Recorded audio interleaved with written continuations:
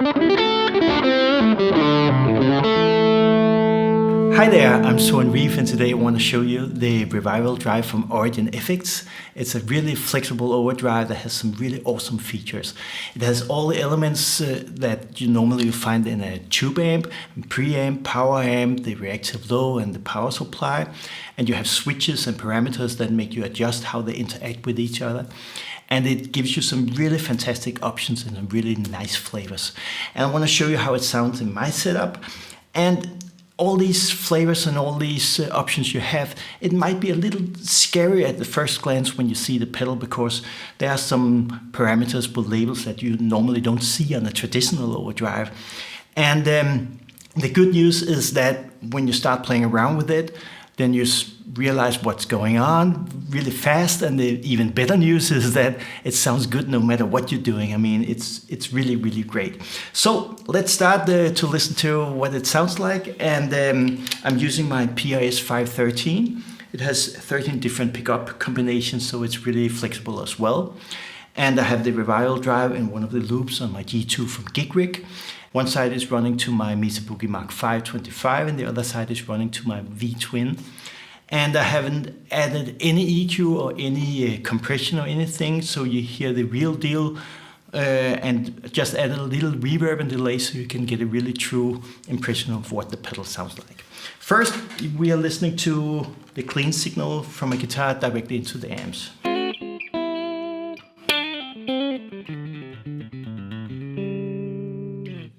And then the Revival Drive, I turned it on, and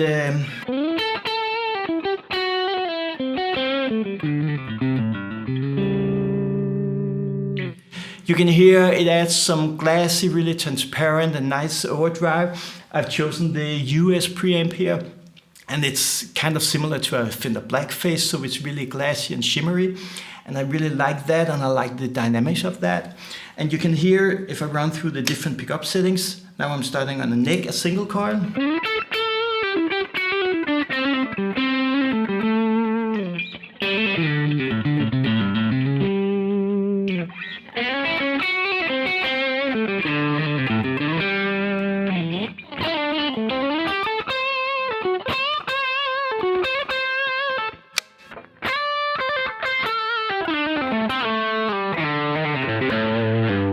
So you can hear it's really responsive to the different pickup settings.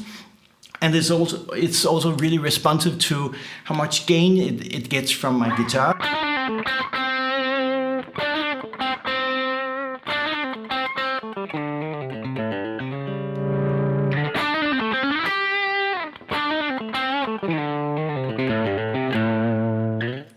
And if you want to have more overdrive faster, some people prefer that.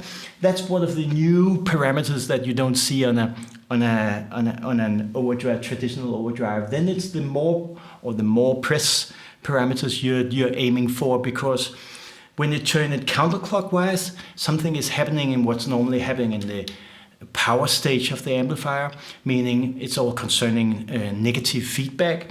And it means when I'm turning all the way down, you're getting a more amp like a Vox AC30 or matchless, meaning that the overdrive will be present much faster.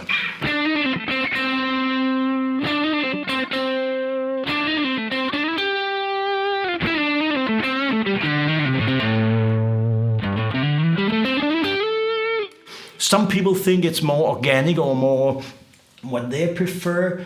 It's a matter of taste and style, what you're aiming for. Here at noon, it's more like there's some threshold before the power stage starts to add something to the overdrive, meaning when I'm adjusting my volume here, then it's more the preamp stage that's changing how the overdrive will be present. And when I really dig in or add some modern humbucker here,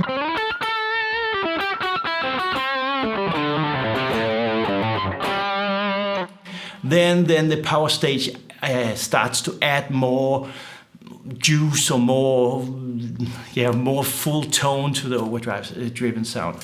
When I turn it all the way this way, it's more like a Marshall type amplifier, and of course you get more presence as well. So it sounds like this. And the neck. And back to noon.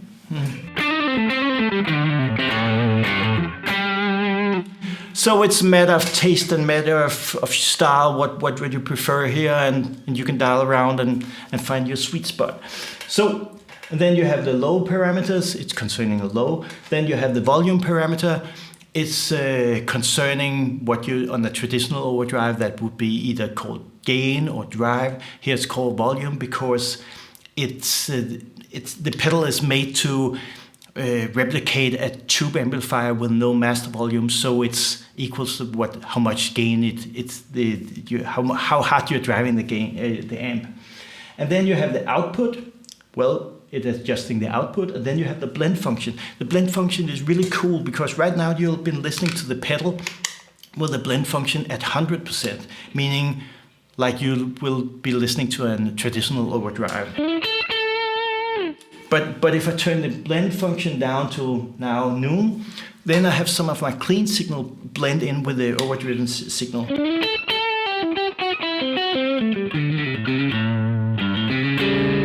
And then you have this really, really cool option that either with the additional remote or for my sake with this G2, and they have some remote controls here, I can override the blend setting here. So even though it's now at noon, I can, by pressing this, I can override the blend, meaning I'm going to 100% here. So I can go for like a blend setting, maybe appropriate for a rhythm part.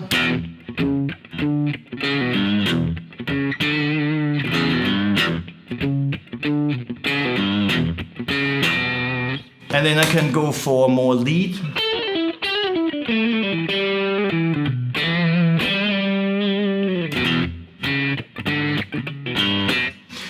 And I think it's really nice to have these two different flavors of the same sound, but still different. And then another thing you can do, instead of earlier on, if I had like a really mid-scooped overdrive, I would go for like a Tumnus or a clone or a tube screamer type pedal that can add some mid so I can cut through the mix. Here they have actually this mid boost function here. I can either assign it with the small switch you see here, or I can again assign it from the additional remote, or I can assign it with a switch from my G2 and a cable to the Revival drive. So here you hear the 100% overdrive.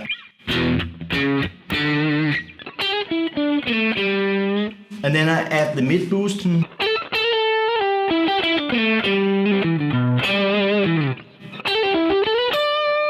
And again without.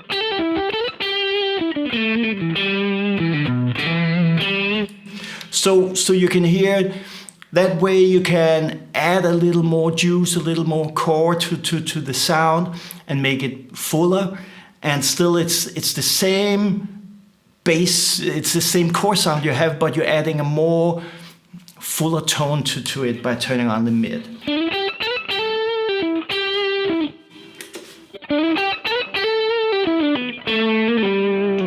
And of course you can choose the frequency. Right now I've chosen the lowest mid frequency, and of course you can choose how much you want to boost the mid. And you also, if I'm using the blend function here and without the mid boost, meaning you're here listening to some of my clean tone mixed with the overdrive, and then if I add the mid, neck pickup, and without, you can hear it also adds this mid boost to the clean tone, and it's really nice, and you can get a lot of different flavors from this. And then we have the last function, or the last parameter here. It's the ghost function. Actually, I prefer to wait a little, and then I will return and talk about that, because I want to look into the valve rectifier before I go into the ghost function. It's a little more juicier, it's a little more overdriven, it's a little more high gain maybe. You can hear it sounds like this.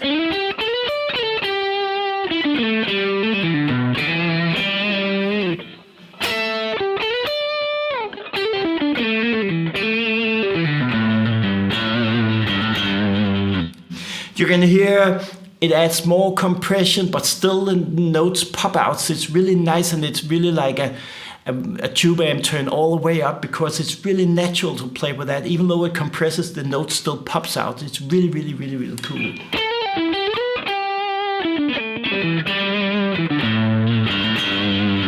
And when I'm playing in the low register, still you have a lot of definition. You still have the attack of the pick, and it's really, really nice. And if I go to like here, Modern Hamburger and the bridge, maybe for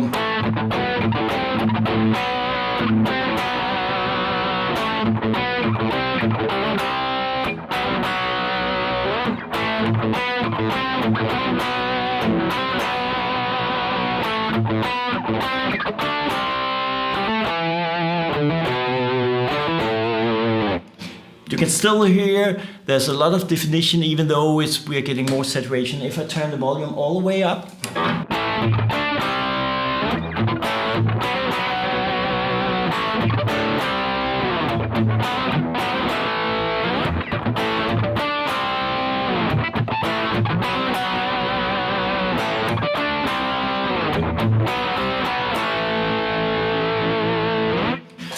and if I do the same thing I did with the other channel, turn this counterclockwise, so I'm getting more saturation from the power stage as well, and it sounds like this.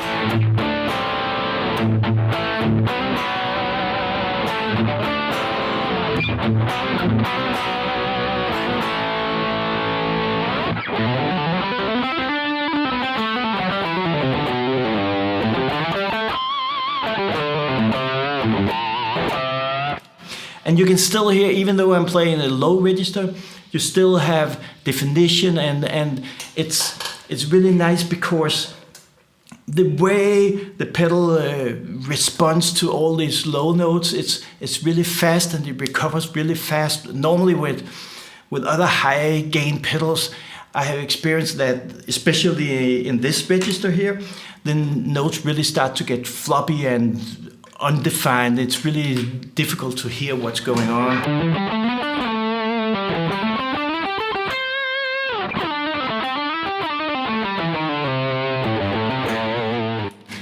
One thing that I would like to show you here with a sound like this, if I even add more drive, more volume, go for more here.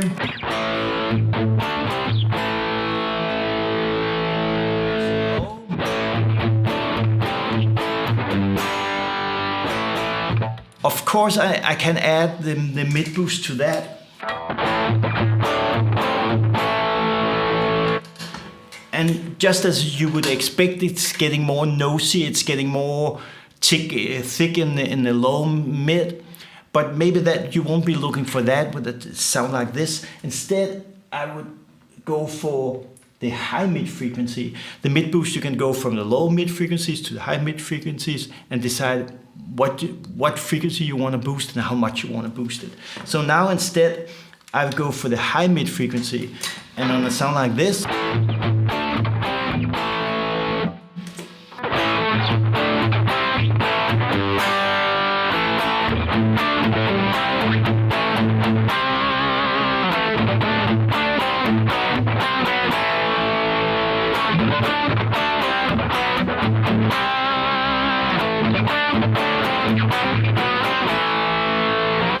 so you can hear, using the mid boost that way, it adds more bite to your sound, and it's still, you get the full overdriven sound, then it just adds some more bite. And it's up to you what you're aiming for and what style you're playing, but I think you have so many really, really, really cool options with this pedal, and you can address all your wishes with different settings because it's so diverse, it has so many possibilities. Well, and now I think it's appropriate to talk a little bit about the ghost function. People have been asking me when they saw I bought this, they've been asking me about the ghost function, if it's annoying. And actually it's really, really cool, because you've been listening to the ghost function for all the samples I played for you. If I turn it even more up now, you can hear what's going on. Maybe if I go to the neck pickup.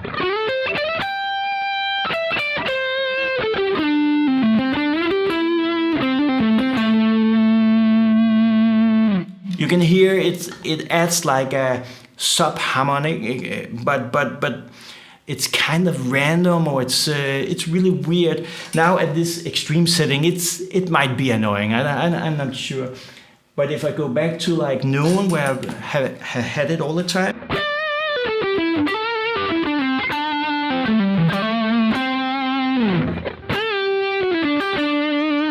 and go back to the bridge pickup. If I remove it all the way, turn it counterclockwise,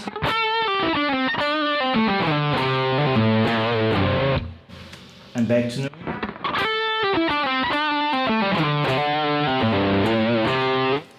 Well, when I turn it counterclockwise and almost remove it, to me it seems like I'm losing a dimension. It's getting more flat or more traditional, and because I don't have other words for that. But it seems like I'm missing something. When it's around noon, to me it's almost like I've doubled the guitar part without doubling and without all the stuff happening when I'm doing that. But it's getting fuller, and it's getting more, like more three-dimensional. So to me it's really, really cool, and it's a really, really awesome feature that I haven't seen on any other pedal. So it's really, really ace. I think I went through all the bass parameters here. I haven't mentioned the core or the main EQ you have for the pedal, and it's a really cool feature because when you get the pedal, you can start dialing in what type of amp you have, and with this high shelf and the bright cap cut, then you can adjust so the overdrive pedal really fits your amp. And the cool thing is that you can, if you're doing fly gigs or fly session or jam session or borrow an amp from a friend, then you can adjust the main EQ or the core EQ for the pedal. You can adjust that to the amp you're playing through that specific session. And then all the main settings up here, they will react just as they did before on your own amp. So it's really, really cool. And I've been looking for a pedal like that with these options for I don't know how long, because when you're traveling around, it's really, really ace to have these options, and it's super, super cool. And if you miss any information about all these stuff, because it's kind of complex, but as I said, it's getting easy when you start playing around, and you don't have to be scared. But if you miss any information, Simon Keats, who has invented this pedal and made it, he has made some really excellent videos going really into details with every parameters and telling about the thoughts and the intentions with all these, and they are so cool. So check them out if you haven't seen them at this moment. So, and if you like videos like this, I would truly appreciate if you would comment and if you would like, and I would really, really appreciate it if you would subscribe to my channel. Until next time, have an awesome day. Hey!